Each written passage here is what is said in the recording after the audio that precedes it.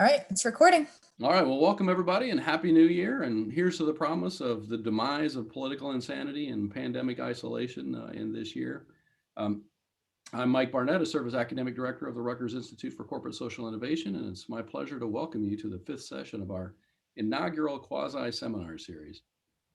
These seminars are designed as debates on important topics related to social innovation, but our aim in these debates isn't to convince you that a certain perspective or answer is the correct one. We're not here to crown winners, as tempting as that may be. Instead, we want to enrich and refine the research questions that scholars use when studying these topics. As editors, reviewers, readers, writers, and teachers of the material underlying these debates, we know all too well that too much of the literature focuses on uninteresting questions that only rehash and rename established ideas.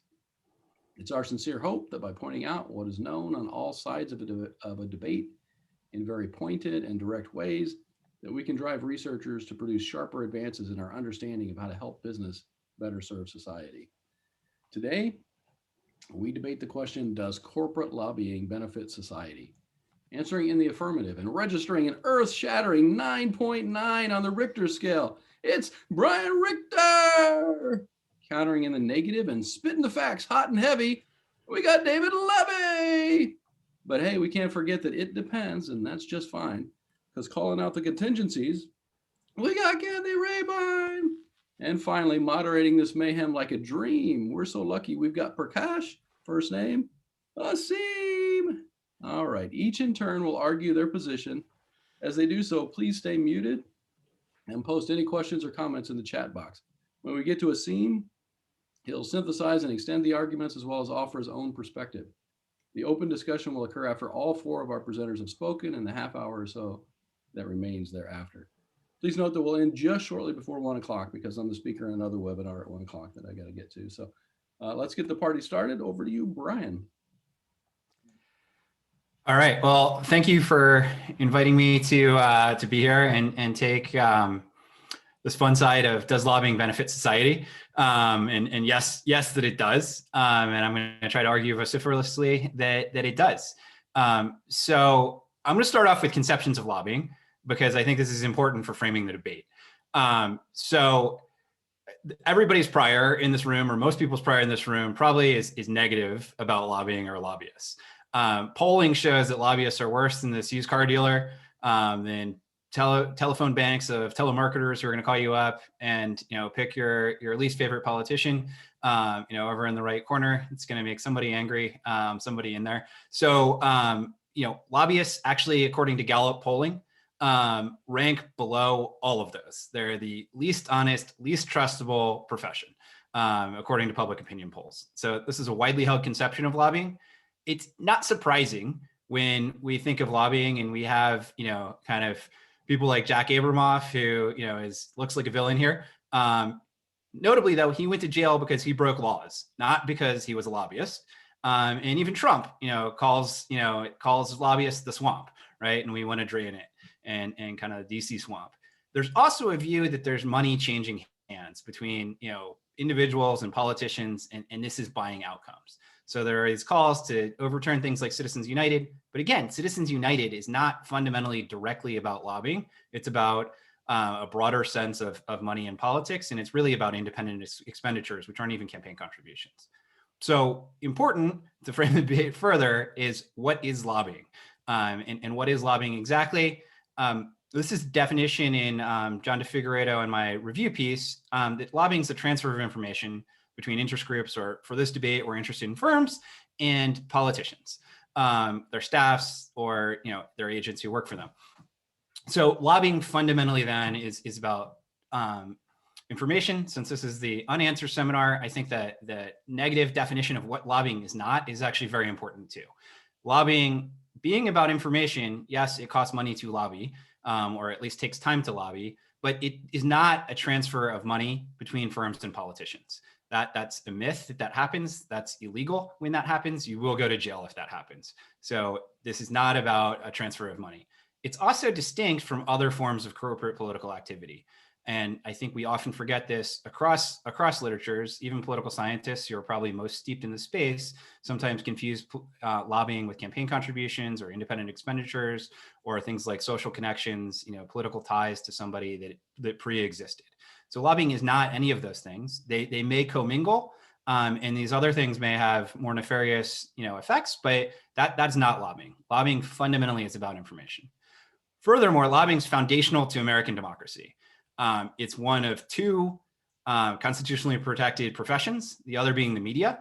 But the right to petition the government for a redress of grievances is in the First Amendment, right? It's there, it's prominent, and this is something that our founders really believed in. The critical role of factions in government and governmental outcomes is something that Madison discussed in Federalist 10 in thinking about conceptualizing the Constitution and our way of government in the U.S. So, if lobbying is fundamentally about information, how do we know this and how do we think about this? Well, politicians are time constrained. To make good policy, they need to make trade-offs. There's no policy that's ideal for every scenario, and they require information to make those trade-offs in the best way possible. Politicians are thinking about their constituents. They're thinking about getting reelected. So David Mayhew conceives of politicians as, who's a political scientist, conceives of politicians as single-minded reelection seekers. And in doing so, this information that is valuable to them to make good policy that then gets them reelected and in turn benefits their constituents is really what matters. So most formal theoretical models, or at least recent formal theoretical models of lobbying, are informational in nature. Hall and Durdorf is my personal favorite of these models. It's a little different than some canonical traditional informational models, which go back to the 70s, but a really important model. We'll come back to it a bit later and talk about what information does in that model. There are a whole set of theoretical models out there that are quid pro quo models and look like bribes. But again, they don't map very well to the institutional realities of how lobbying works, because in them, there is a transfer of money from an entity that wants an outcome and a politician. And at least in the US, that's illegal. That can't happen as part of lobbying. So it doesn't map very well to kind of the detailed reality of how things work. There's a recent working paper that Jordan Siegel's an author on that tries to take a horse race of this in the US. And it shows that, an informational view of lobbying or an informational type of model probably dominates, any sense of a bribe or a corruption-based view. In the US context, there are some other people who have looked at this in other countries and find, again, very similar results, that lobbying is fundamentally, about information and not about bribes.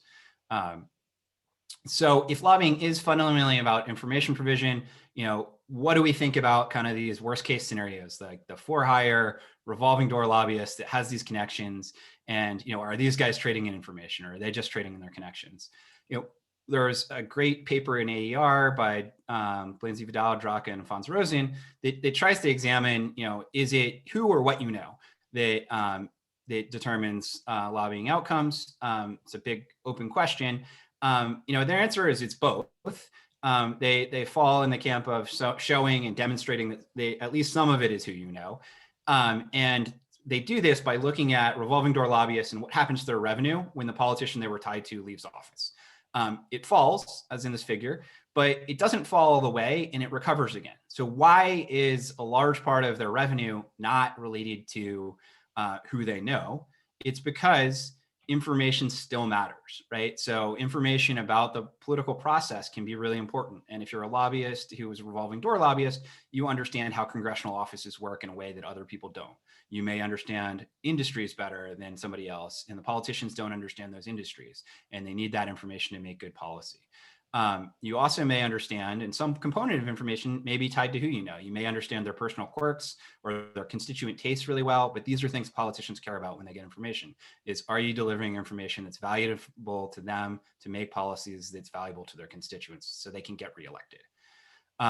So when is lobbying effective, right? If we expected that lobbying is really pernicious, and corporate lobbying is really pernicious, firms should win all the time when they lobby. Turns out that they don't.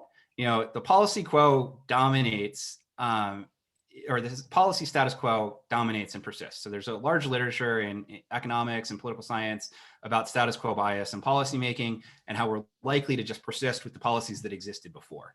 That's true even in the presence of lobbying. And a big part of that is that most legislation dies or gets voted down.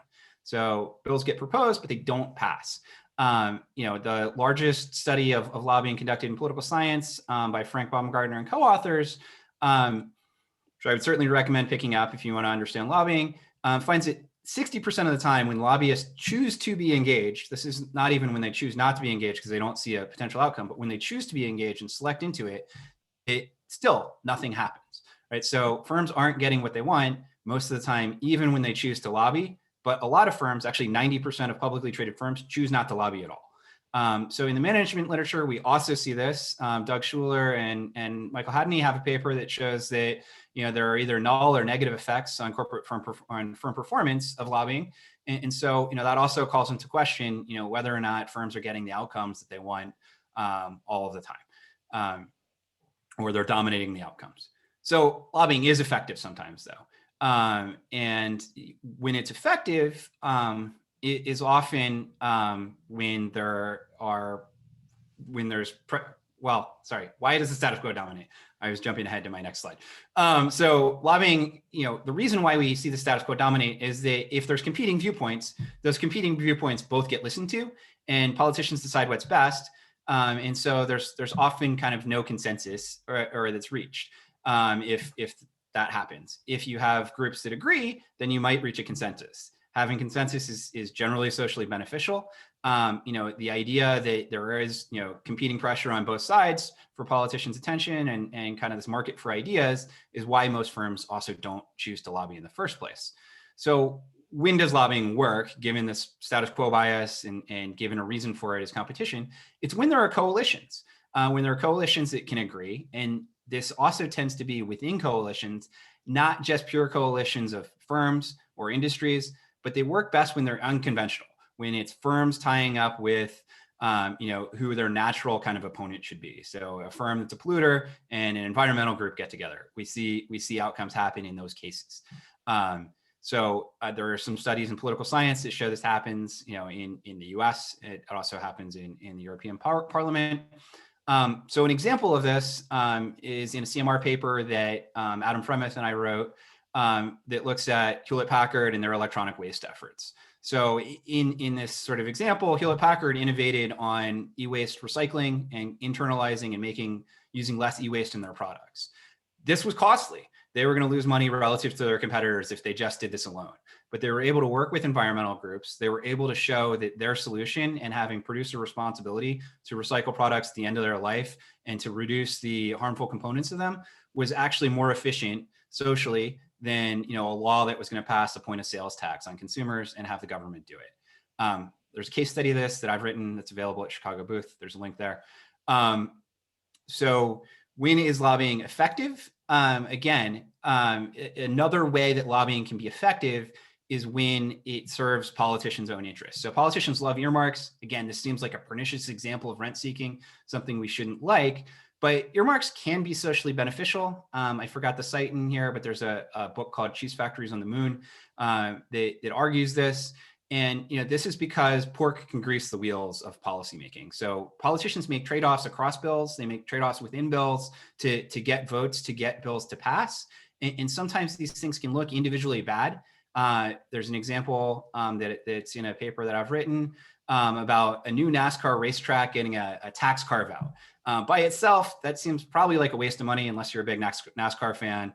But the reason this happened is because it created jobs in an economically challenged part of Virginia, and creating those jobs was valuable. It was a trade-off for a politician in another place that had this, and these trade-offs needed to be made to get to a consensus, right? So this was really a compromise position. Earmarks are often very useful in reaching compromise. So I skipped a slide, or I guess it's not in here.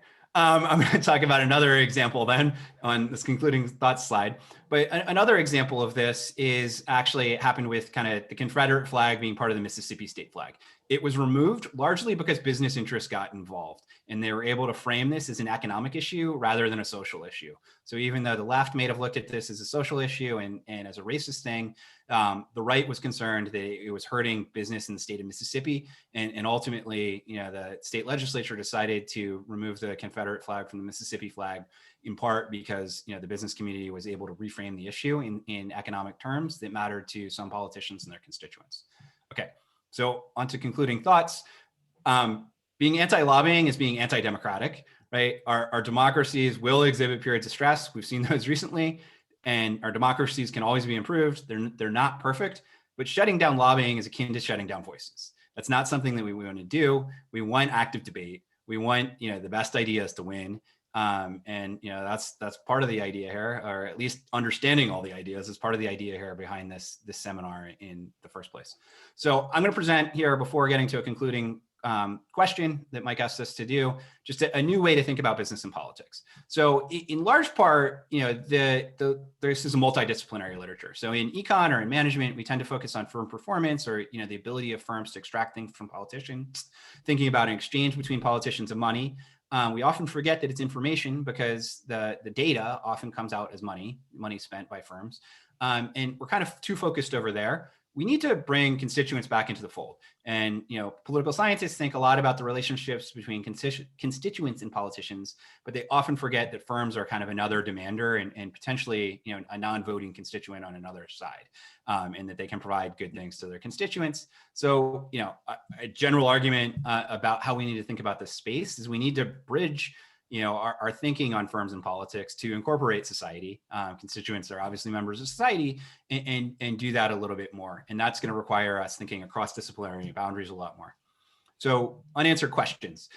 This is my last slide, is how does, the real question I think we should be asking is how lobbying and the associated information that firms can provide to politicians can support innovations that firms make, like in that HP example, and improve their ability to be corporate market stewards, to make markets function better and in turn make society function better.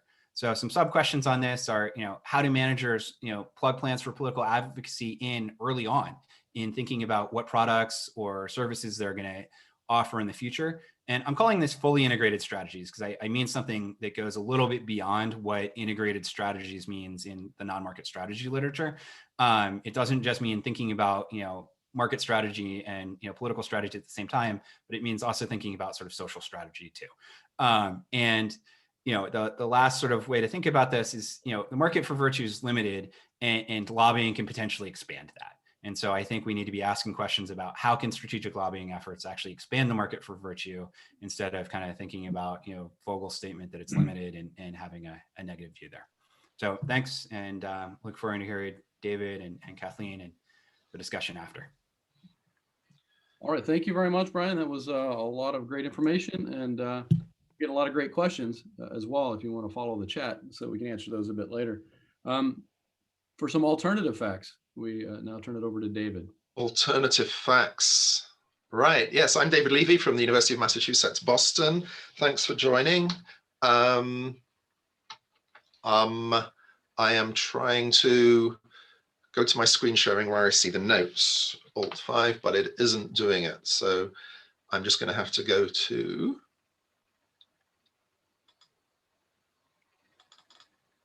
there. Okay. So corporate lobbying, if you think about it as money going to, it's not just money, but as Citizens United told us, apparently money is speech. So even on this narrow definition of lobbying as information, then what information comes from campaign finance. It's if you don't do as we say, then we're not going to give you money to be elected. There's always information in there. So I think there's a little bit of a trick that Brian played on us with this very narrow definition. And what I'm going to elaborate are 3 arguments about why lobbying isn't just not beneficial for society, but how it actually harms society. First, that it's a component of a broader system of corporate power that undermines democracy. And when you think about the business model of a congressperson in the US or a senator who has to raise tens of thousands of dollars a week to get re-elected, and that person therefore gets onto committees where they can influence legislation, that the whole business model of government is built around this, and very little of that money is coming from individuals, as we'll see. Second piece of this is that lobbying primarily reflects the interests of shareholders and not the broader stakeholders. And I'll throw in a bit of a critique of the whole idea of CSR, that in the long run, we're all dead. As Keynes said, no, it was in the long run, these interests converge. And that lobbying in practice, this is the third piece, overwhelms the other stakeholders so that business interests actually dominate policy formation, both in terms of the legislation that gets written, the ones that get passed, true, a lot doesn't get passed, and in terms of the amount of money, coalitions, the ease of forming that. Okay, those are the central arguments. And for some reason, it's not moving along here. First one, about democracy.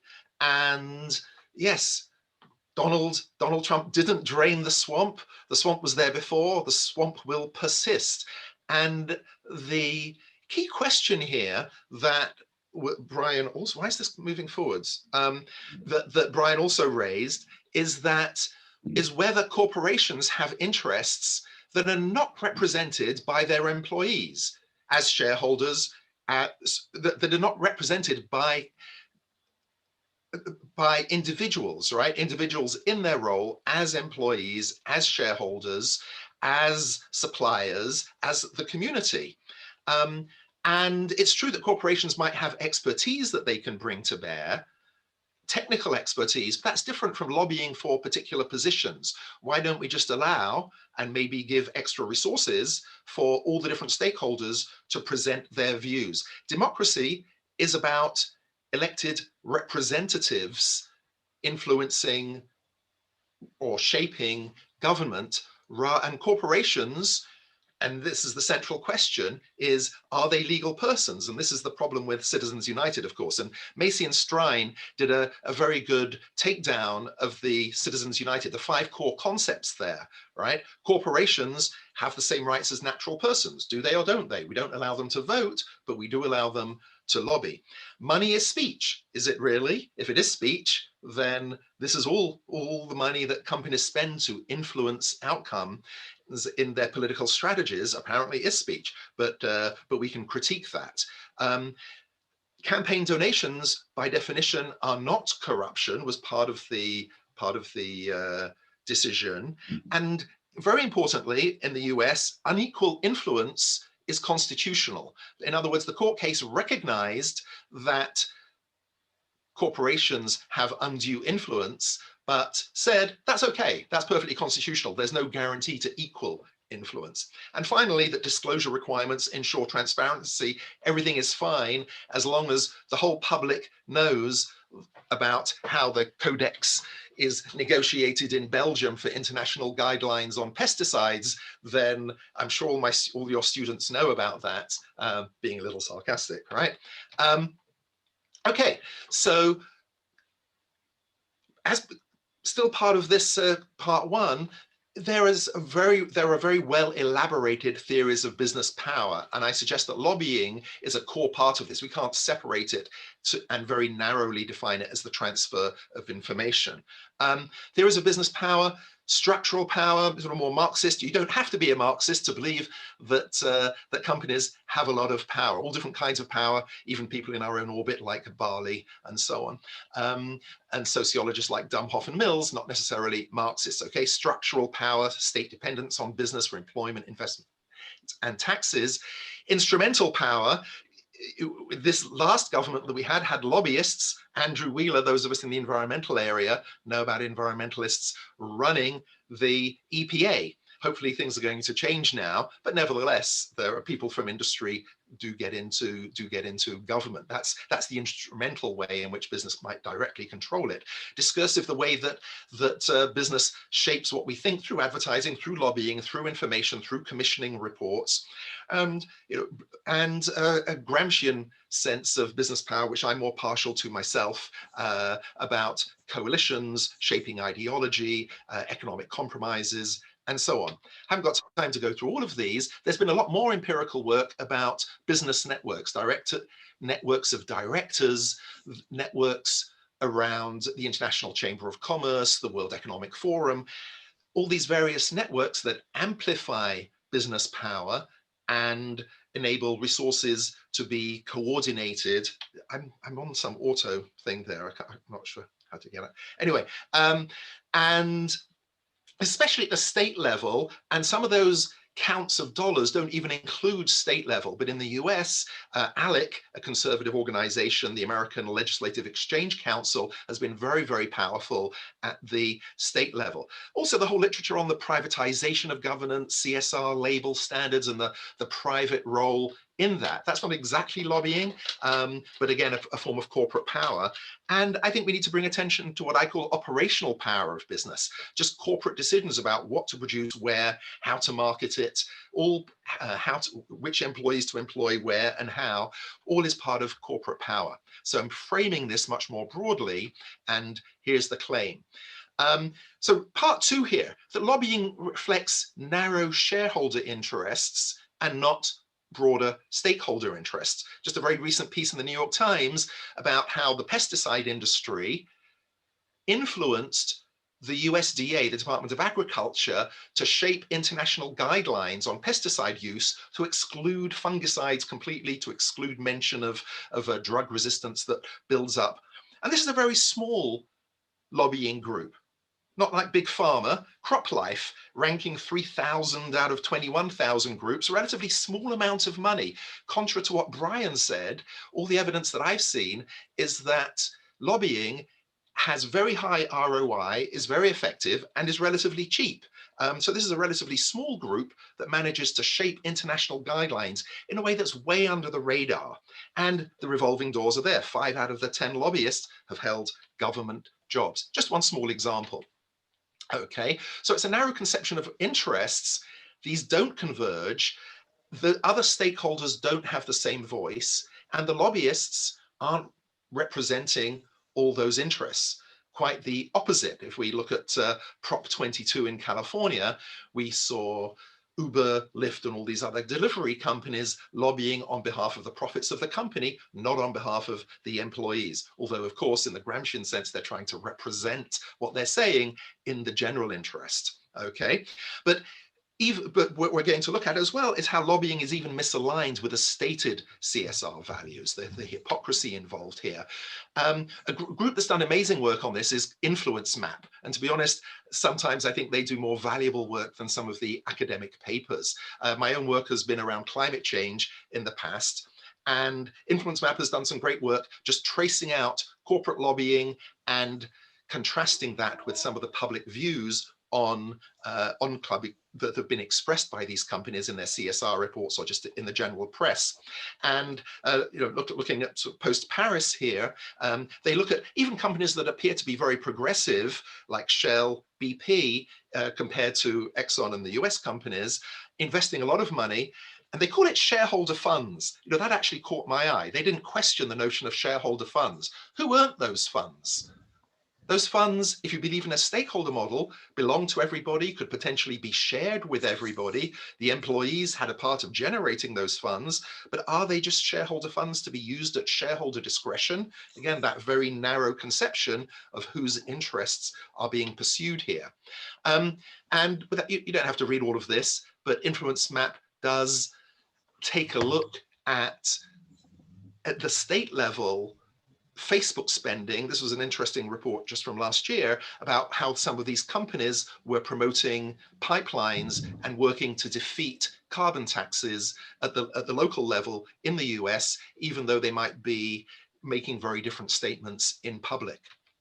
Okay, similarly in the auto industry, Influence Map doing this work, I haven't got time to go into details here, but fighting CAFE standards, trying to weaken Obama's corporate average fuel economy standards in the US.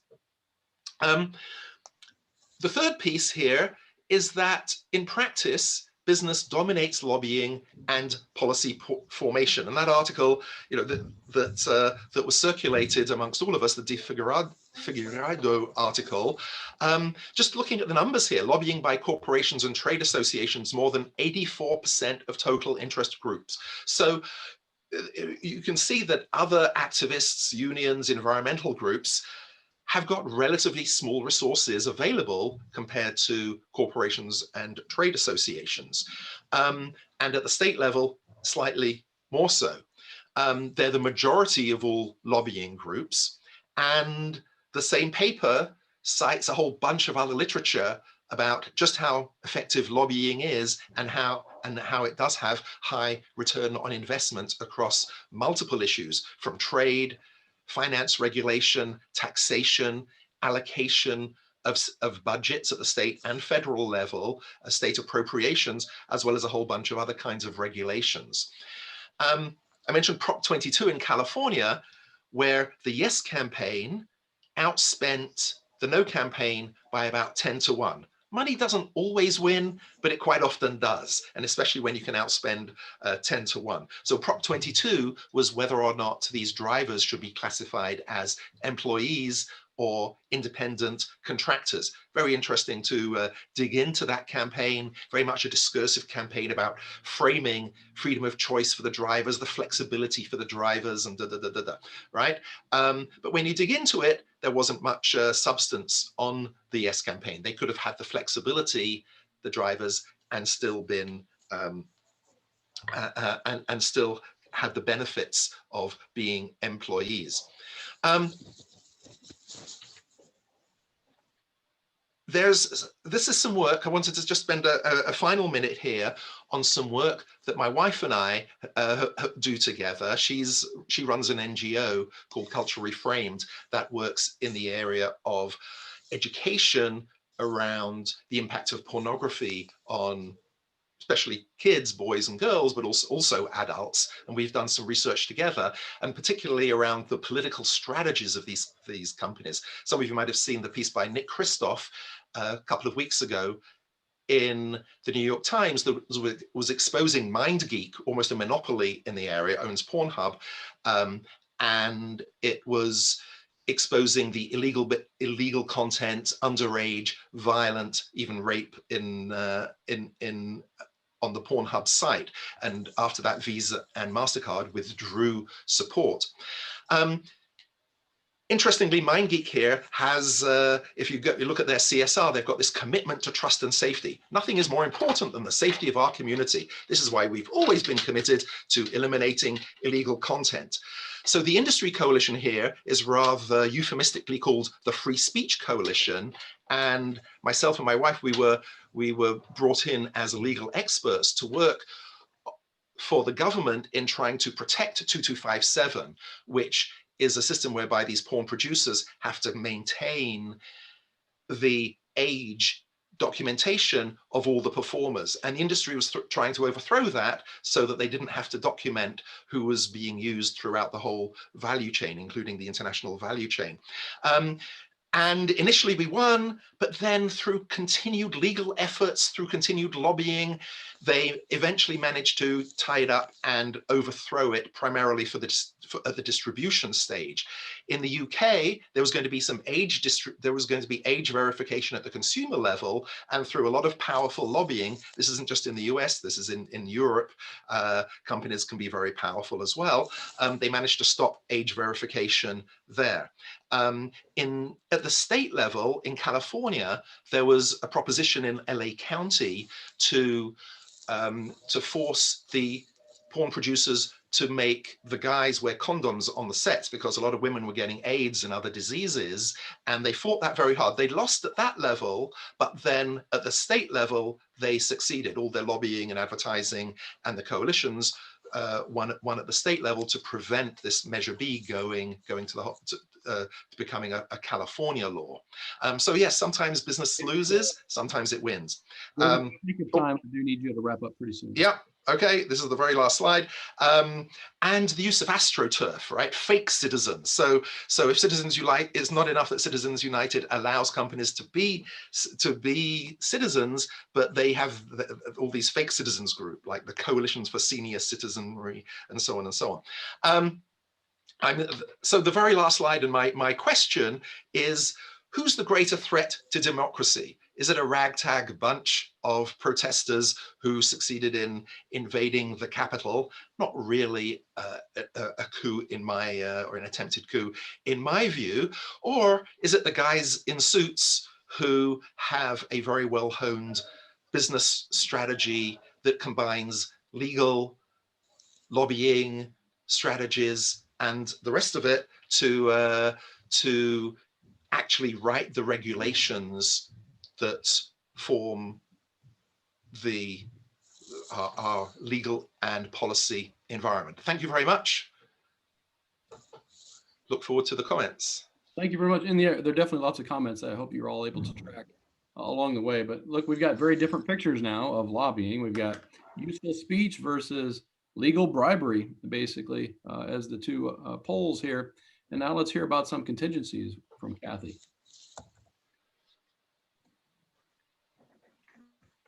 Okay. All right. Thank you. And thanks, Mike, for putting this all together. And I'm glad I got this position of it depends, so I can be wishy-washy. That works for me.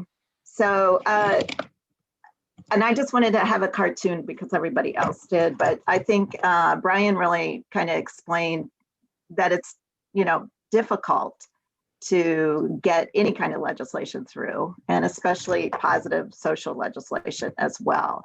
And I guess, whoops, what did I do? Spider cook. I don't know. Okay. Somebody put the link online, and now we have Zoom bomb. It looks like, if I'm not incorrect here.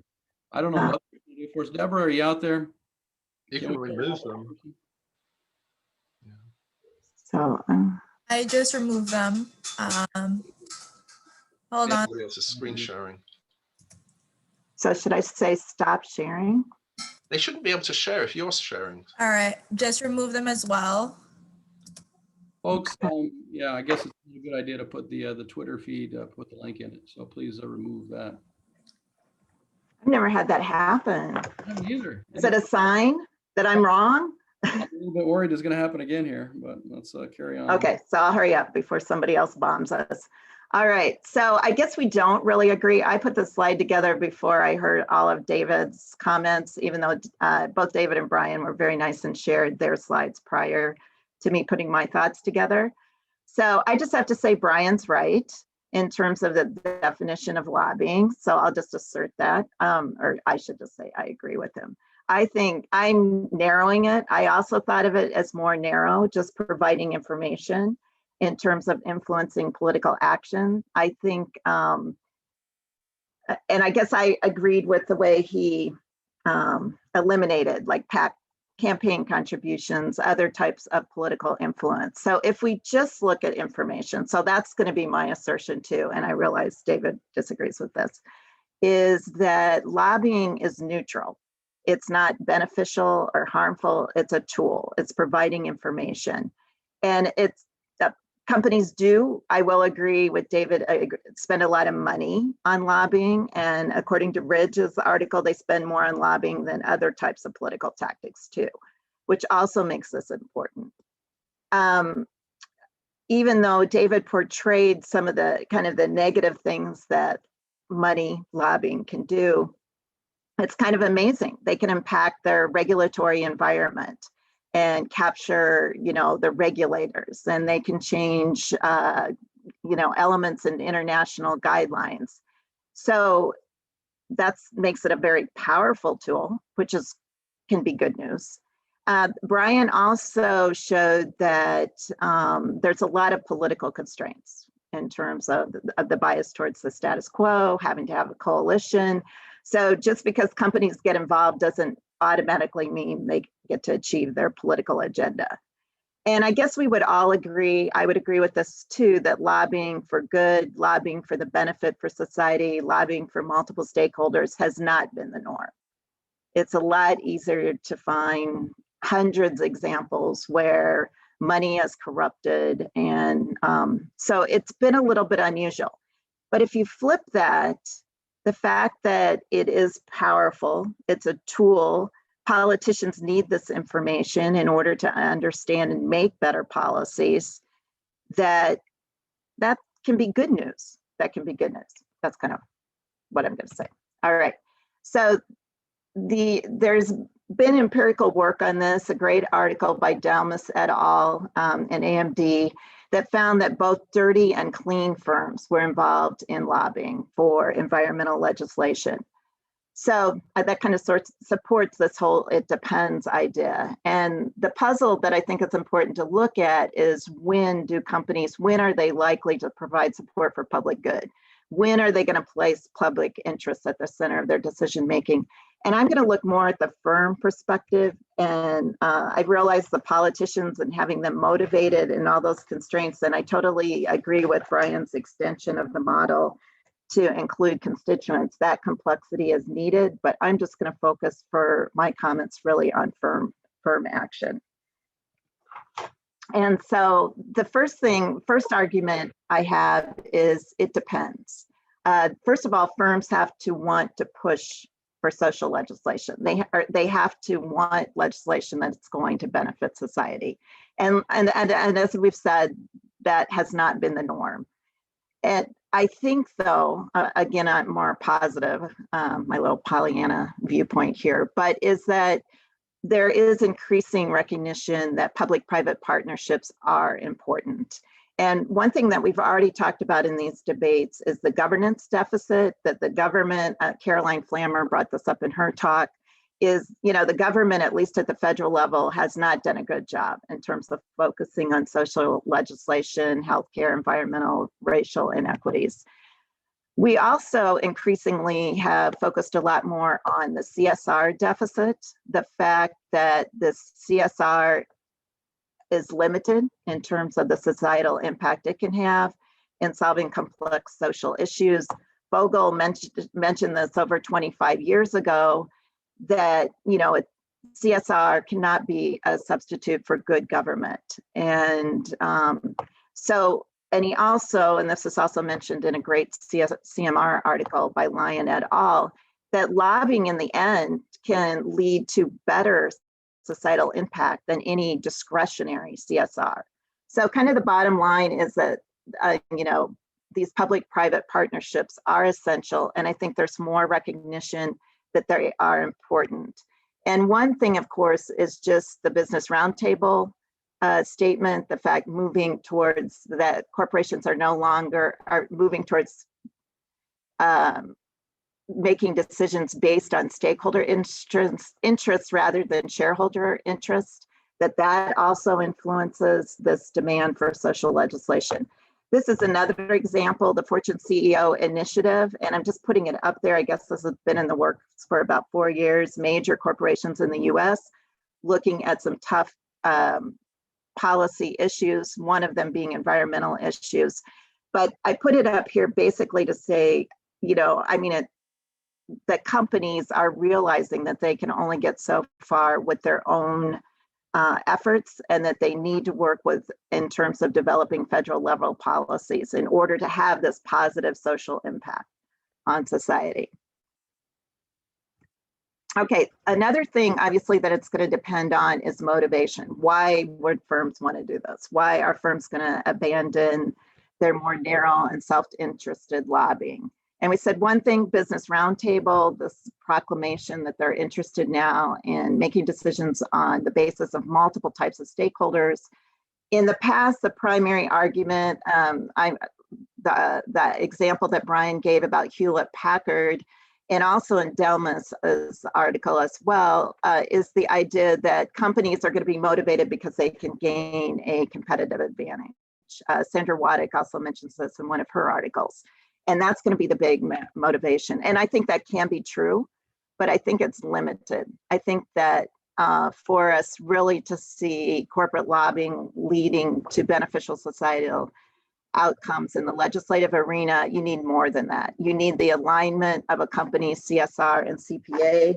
And I forget what Brian was calling this, fully integrated strategies. I think it's the term that he used.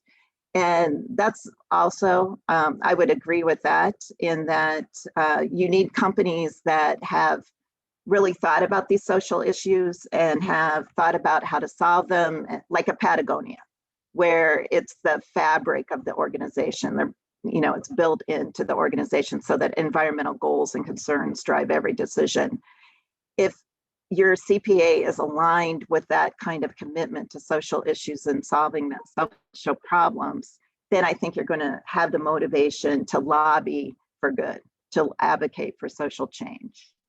And another thing that I'm not going to get into this a whole lot, but in terms of motivation is that we've talked a little bit, Frank DeHaan, Frank DeBacher, in also Doug Schuler, in that there's spillover effects between CSR and CPA, as well as between CPA and CSR.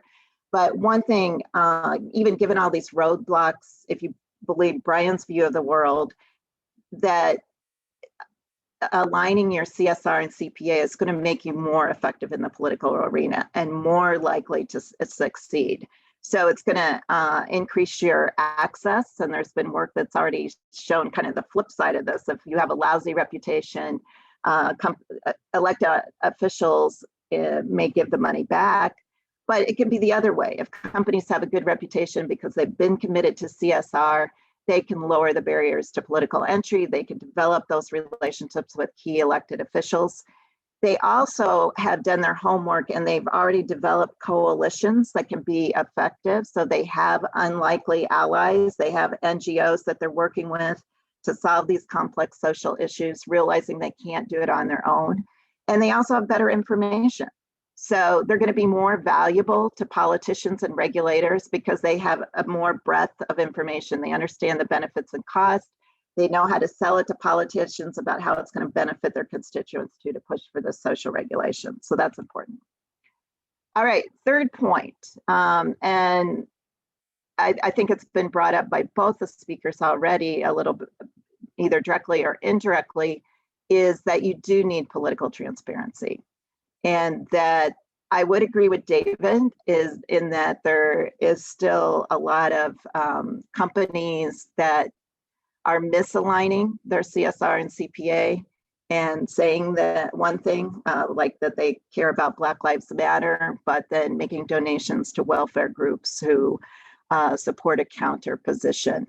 And so I do think that there more political transparency is needed. This is also brought up in the Lyon et al. California Management Review article. We did a little bit of an empirical piece last year in Mike Barnett's special issue that looked at shared value firms. And so these are firms that are noteworthy because of their social agenda. But a lot of them that made that list weren't doing so well in terms of their political transparency. So here's a list of some of the firms that were kind of laggards in terms of political transparency. And I think if you're going to be able for corporate lobbying to really benefit society, this is an important and essential piece. We were supposed to, I guess, give the future research ideas. So I would say go look at the JMS special issue. That great team there, and they've put together a lot of questions that I think are really important and kind of overlap with this list here that I have. One is, I think there's been a lot of great conceptual work done in this area in terms of lit reviews and theoretical models. So I think there's a real need for more qualitative and quantitative analysis. I think at the micro level, time to build on Stephanos's work that looked at internal, what corporations were actually doing in terms of, do the managers with CSR actually talk to the managers, the public affairs vice presidents that are in charge of CPA. And so I think there needs to be a lot more looking within the black box. I think secondly, more emphasis on institutional factors. And again, there's been more, a lot of good work with lit reviews with this as well. And the last thing is kind of, if we went to talk about aligning CSR and CPA, better measures in terms of some of the work that's been done, some by Brian, has been more aggregate in terms of looking at KLD data and things like that. I think we need better measures of CSR and make sure it's aligning with the lobbying intentions of companies. So we wrote an article, a chapter, Frank DeHaan, Frank DeBacher, that gives you some background, looks at some of these institutional firm level factors, individual level factors that might impact alignment and ultimately impact companies' organizational outcomes. It's also leading to more positive legislation in terms of promoting social goals. The last thing I'm just going to leave with is I just ordered this book, but I like the message of it, and in terms of the urgency that it's time that companies do get involved in terms of lobbying for social good. And but part of that has to be through collaboration, as we've already mentioned. You also have to have a smart strategy. So I don't believe that companies just having lobbying and PAC contributions, I don't think it's a magic wand where they automatically get the political outcomes that they want. But the book kind of just this urgency of time to fight the good fight, and calls for CEOs, social entrepreneurs, NGOs, a whole host of stakeholders to get involved to make real and lasting change. So I think it is possible. That's it. That's it for me. Perfectly at 15 minutes. Thank you very much. So now with the minor task of bringing it all together and redirecting us is Aseem.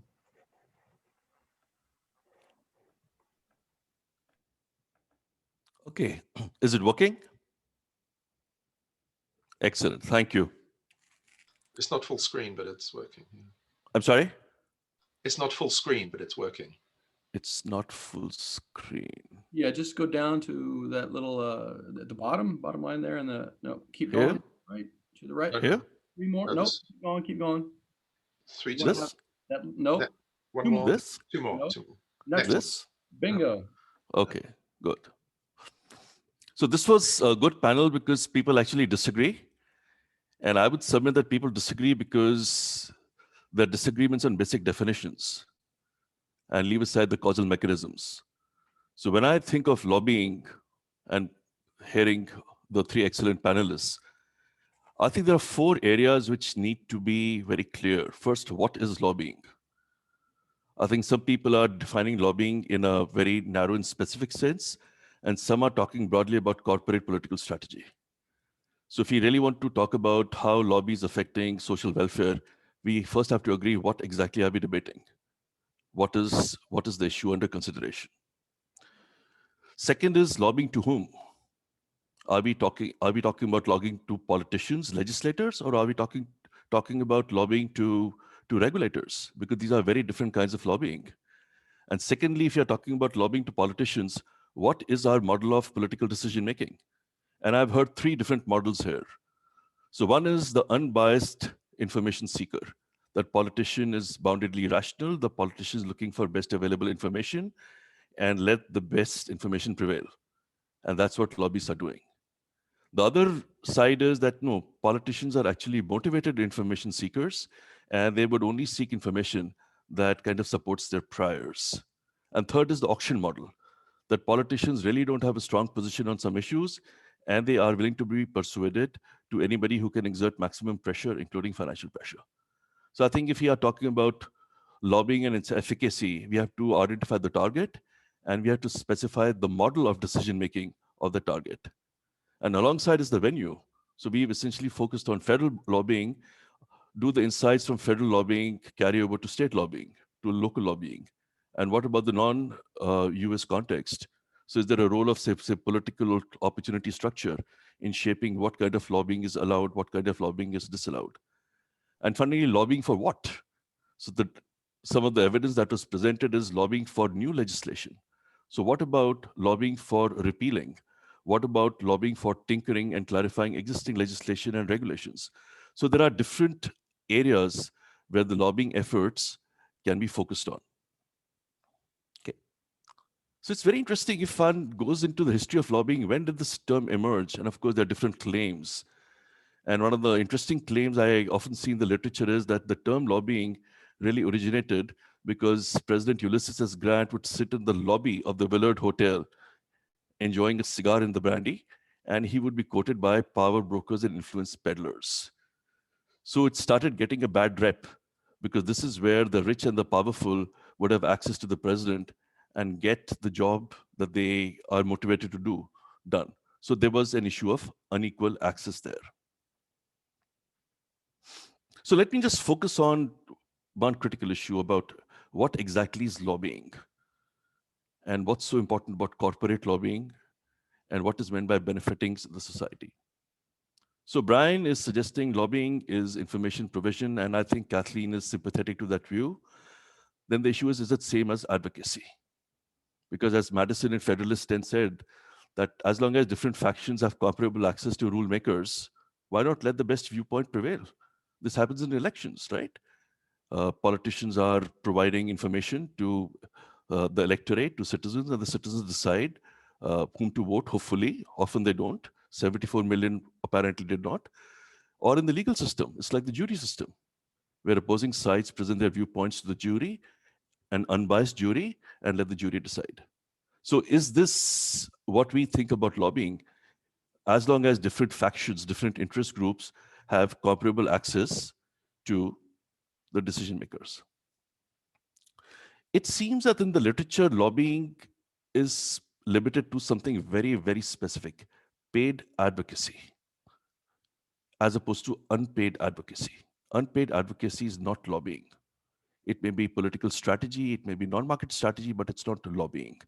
So if you are really trying to understand how lobbying leads to X, Y, or Z, we have to be very sure that we have controlled for confounding variables. But theoretically, it's leaving out, it's leading to a different set of problems. If both paid and unpaid advocacy serve the same information provision function, why should the societal implications differ? Because at the end of the day, we are trying to inform the appropriate decision maker on a specific perspective. And as long as different interest groups, different factions are able to provide that information, what's the big deal? So are we really, by limiting lobbying to paid advocacy, are we doing disservice to the research program in just trying to understand how politics affects decision making?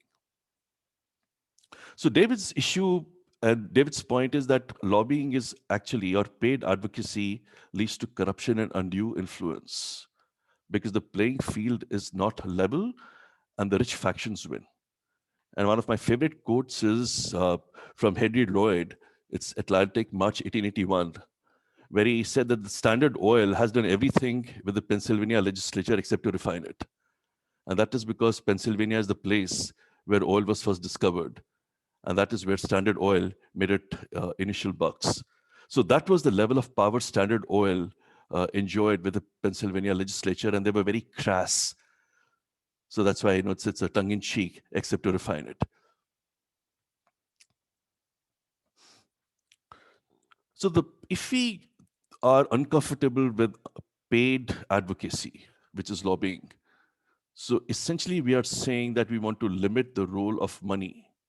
But why limit the role of money in lobbying only? If money is the source of corruption, then any sort of influence where money plays a role should be opposed. Why pick on lobbying? This means no PACs, eliminate the role of money in elections. But this raises a different set of issues. Does it violate free speech?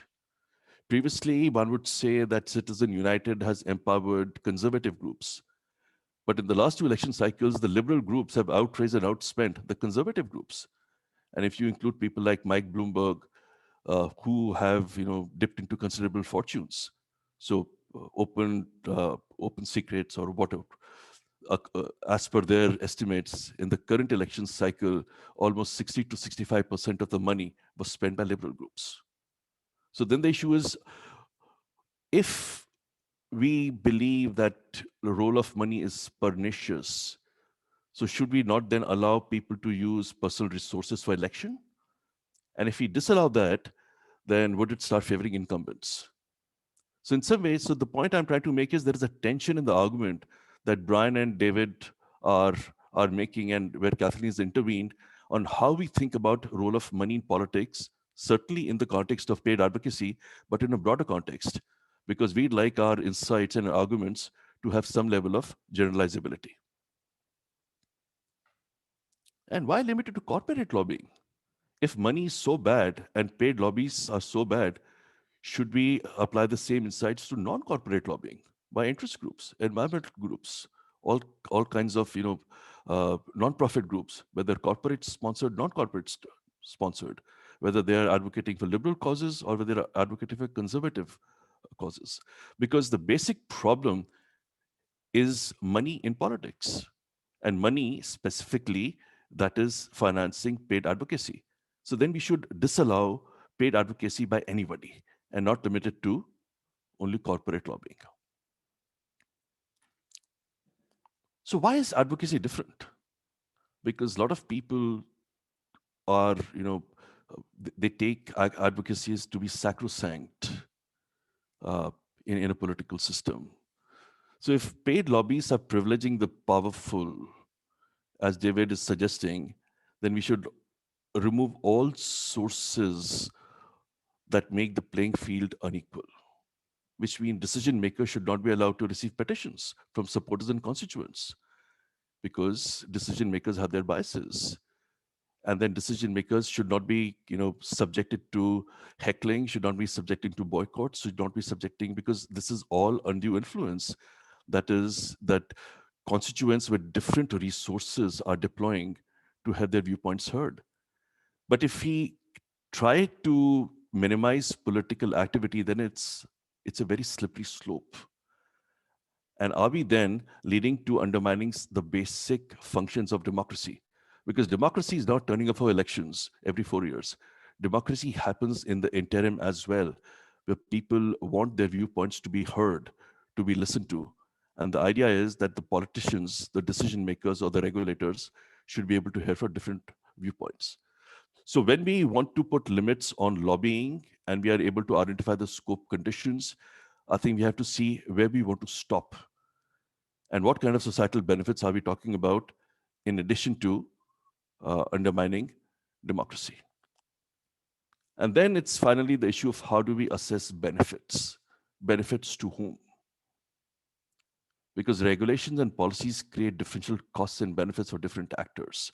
So how are we assessing societal benefits?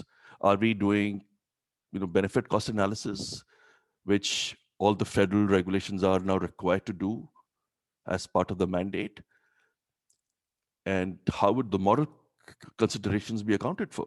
So one of the issues that is arising in the climate change debate is that a lot of people are arguing, and rightly so, for electrification of the automobile industry.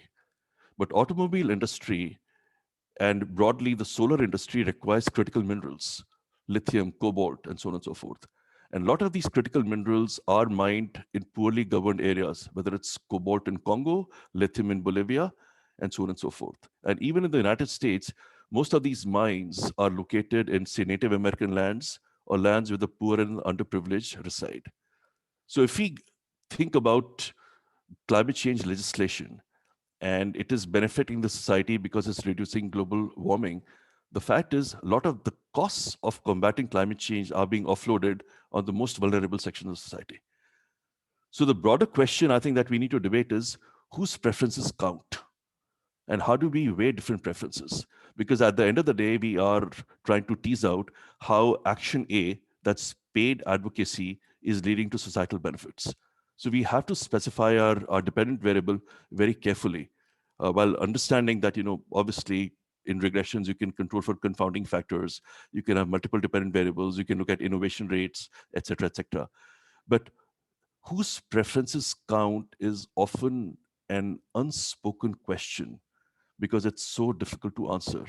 And yet, I think as we are moving to the next stage of the climate debate and the CSR debate, it's absolutely important that we try to understand not only who benefits, but who is picking up the cost so that others benefit. So I'll just stop here. All right. Well, thank you all very much. I mean, that is so much to consider, and some great ways to bring together some of the core questions about transparency, the definition, and so forth. I think I'll just open it up by asking each of you on the panel to ask one question of another panelist, because you've been sitting through a lot of this, and maybe some additional thoughts have come up. And we'll start with David. Unmute. Maybe to Kathleen and Aseem, why would we expect companies to lobby on behalf of society? That would require a very, very different governance system in which companies felt themselves responsible to society. And I'll acknowledge there is some narrow overlap sometimes.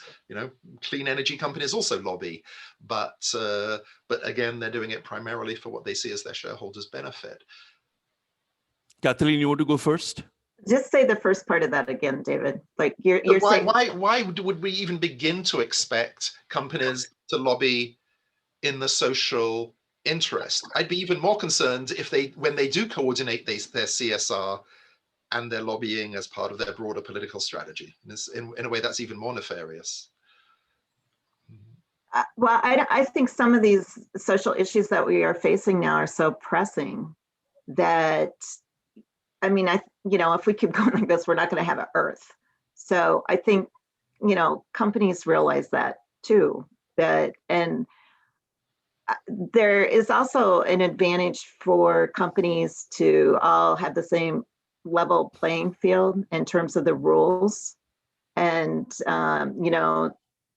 in the past, this gets more to the competitive advantage argument, but at least like companies that were better in environmental, like Hewlett Packard, they could punish Dell for being a laggard. So, I mean, I think the competitive advantage, but I think there's still now a realization that if you're going to solve some of these social problems, companies can't do it on their own. They can't afford it. If they really want to solve environmental problems, they need governmental involvement. They need governmental legislation that's going to help them also attack climate change. So I guess before I jump in, I think Brian has raised his hand. You're muted. Unmute. So, I do think that in the long run, it's in the interest of companies to think ahead, though, and to think about what policy might be coming. And that policy might be driven by, stakeholder, activist groups, NGOs. And if a company is thinking about how to position themselves, they need to forecast what NGOs are going to attack them and how do they placate those NGOs and what types of policies are going to work. And so if they're thinking dynamically and thinking ahead about what's the social good, they're going to shift their business models towards that and to business models that can profit from lobbying. And I think that's the reason why firms should start lobbying, or should lobby in the benefit of society. The firms that are lobbying for carve-outs, those aren't going to be sustainable over the long run because somebody's going to get upset about them. Somebody's going to point them out eventually. It may not happen quickly, but those aren't as sustainable positions to lobby for. And so even if you're successful, there's sort of like a time value to that. So if you get some carve out that exists and it expires in 10 years or the law gets changed, that wasn't as valuable as getting to a position that the company can sit in and dominate for a longer period of time. So David, my response is, I think the question, why should firms lobby for society?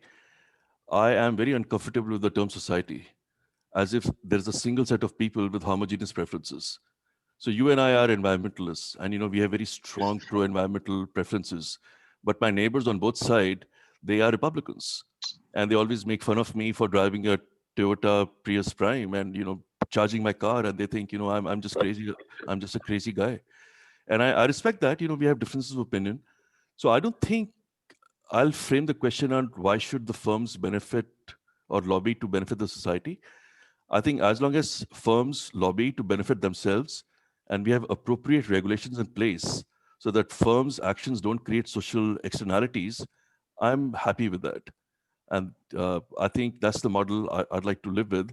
Let different factions lobby and articulate their preferences, and let people get informed. And let's have a rule system in place that my actions are not causing undue harm on you. And I think that is a compromise I would prefer. Yeah, thanks. Of course, the devil is in the details of what those regulations are to make that be effective. But let's go to Brian now. Do you have a question to ask of anyone? Yeah, I've been thinking about this transparency question the whole time. It's not clear who I direct it to. Maybe Aseem is kind of the most natural since he brought it up most explicitly.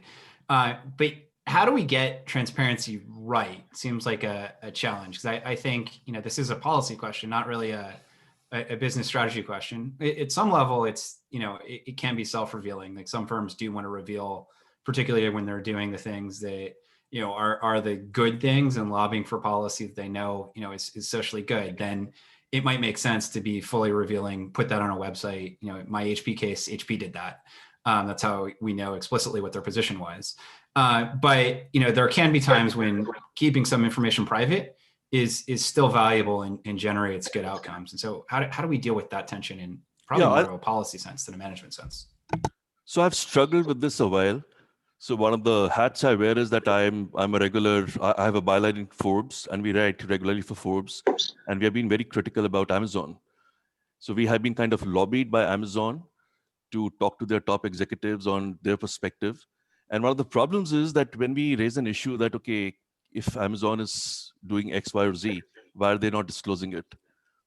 And often the issue comes about competitive advantage and so on and so forth. And I get that. Sometimes, firms like to do things that they don't want to disclose.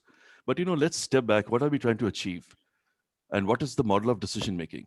So the decision-making in the information model is that consumers of information, whether it's politicians or citizens, they are boundedly rational. They don't have fixed preferences. And superior information will lead to changes in perspective and preferences. So sunlight is the best disinfectant, as Justice Brandeis has said. So if that is indeed our model of a decision-making, then more information is better. But it's not only more information, it's information in a standardized format so that people can compare and contrast. And more importantly, it's not only information per se, but creating an incentive for actors to act on information. Otherwise, we have an information overload. So that's why transparency is good, but transparency is only a necessary condition for superior political action. It's not a sufficient condition. And we need those associated institutional frameworks, actors who would use that information that is derived from a transparency framework and deploy it for political actions. And political action means swaying the preferences of appropriate decision makers, whether these decision makers are in firms or in governments or in regulatory agencies. My sense of that bounded rationality constraint, though, is that once the initial information disclosure happens, the system is set up and created, you do get a bit of change, and then it's quickly washed away and left behind. And so people stop paying attention to it. You're absolutely right. Sorry, I don't want to monopolize. Kathleen, the floor is yours. Oh, for a question? Or response to Mike, or whatever. No, that's okay. I'm good. Let David go. Well, just very quickly, I think we've seen recently in this election that information doesn't seem to have that much influence. It's very hard to convince people with facts. People live in their own universes. That's why Open Secrets is a good name for their organization. These aren't secrets, even for the information that's disclosed, but even when groups like that package it together, release it, try and publicize it, or how many people know about the Codex for Intergovernmental Agreements on Pesticides? It's boring, it's detailed, and I don't put that much, as Aseem said, it's a necessary but not sufficient condition, and to rely on it as the mechanism that self-regulates here, I think is naive. So let me build on Mike's argument or Mike's question. So Mike, the question is, are there diminishing returns to transparency? That you have the TRI, there are certain disclosures, first 2-3 years, there's a lot of excitement, NRDC starts publishing the list of dirty dozens in every county, and there's a lot of naming and shaming. But after a couple of years, it becomes old news. I think eventually the question comes down to what is our model of decision making. So one is that our information needs are satisfied, and we're always looking for new information, and existing transparency is not providing new information. So we have already kind of factored that in. But the other model that David is suggesting is of the motivated reasoning, that the fundamental premise that people want superior information because they want to up their preferences and become good citizens or good consumers or good producers is fundamentally wrong, especially in this Twitter world of motivated reasoners. We are essentially looking for information. We means most of us that satisfies our priors. So the political question for all of us is actually become tougher. That how do we change preferences in the world of frozen preferences, where people are living in echo chambers and really don't want to get educated, don't want to learn unless until it's satisfying their theoretical priors. Yeah, the huge question of the day. Yeah, Kathy, did you come up with a? Yeah, well, I was just going to add something in terms of the transparency, though. If you look at the CPA Zicklin Index, it's not just about making, more information about the political donations and things like that. It's also focused on governance and more information, like kind of guidelines about what is good governance in terms of political strategy, which has kind of been missing. And I think, there were a lot of deals where companies could, even within the company, your employees, your shareholders didn't know what was going on up on Capitol Hill or how money was being spent. So I think it's not just being transparent, but it's also about what kind of good governance and how are you going to have that communication even internally with the firm. If you want any kind of an alignment, you're going to have good governance of your political strategy as well. So I guess I was just adding that. That's all.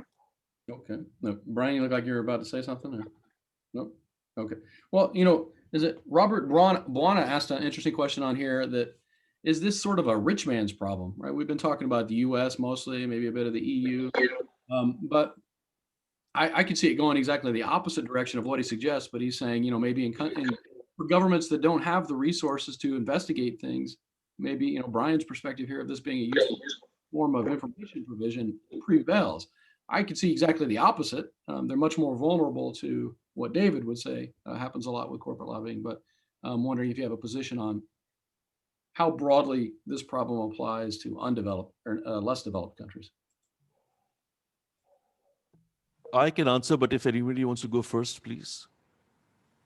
Well, one thing I think about is, we're in the US, I think it's extreme in terms of money. It's listed on Transparency International that our PAC money is corruption, it's bribery. And then you do look at other countries. I only know a little bit about the political system in India, where that is, it's looked at very differently, and the laws are, vary from country to country. But I don't think there's very many. I don't even know what other countries there are that allow the kind of political or financial donations that we allow in the US. So that would make information more important.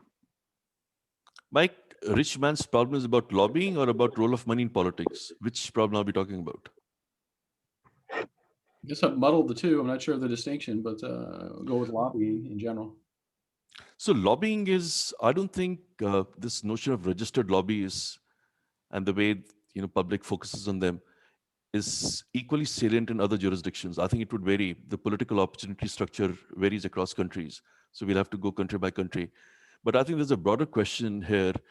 Do the issue of structural power, Hirschman kind, do businesses have privileged position in our society? A society where markets are deciding or determining resource allocation to some extent, not completely, but to some extent. And I would say it really depends. And the way actors are seeking to influence legislation really varies. So in India, there is a protest by farmers for the last 3 weeks. And this is when the legislation was passed by both the houses of parliament by a majority vote. And yet the street power becomes very important. And it's really nothing to do with, corridors of influence and somebody sitting, in Hotel Willard and talking to President Grant. It is about street power. And to some extent, who can mobilize street power, and money does play a role in mobilizing the street power. So the broader issue is, how do we make the playing field level so that different factions have comparable ability to influence the decision making? And this leads from access, et cetera, et cetera. And there are inequities. I think it will be foolhardy to deny inequities and structural inequities, and how certain actors are having more privileged position.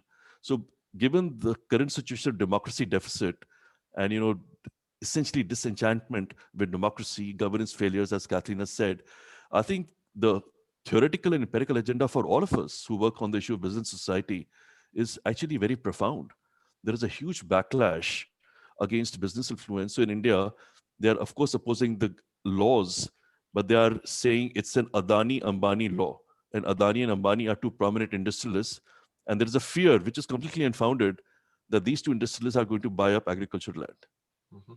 So this whole conversation about role of money in politics and the political pushback is taking place in a context of rising inequalities and unhappiness with the status quo, without clearly articulating how would we get to a superior status quo, a superior situation. The theory of change is not very clear.